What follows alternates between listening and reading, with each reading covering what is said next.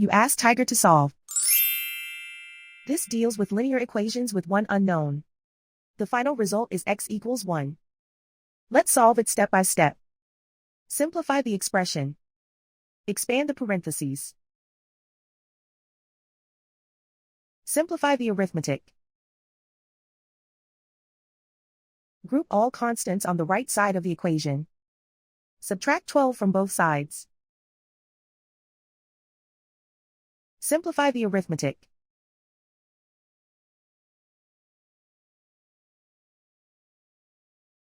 Isolate the x. Divide both sides by 2. Simplify the fraction.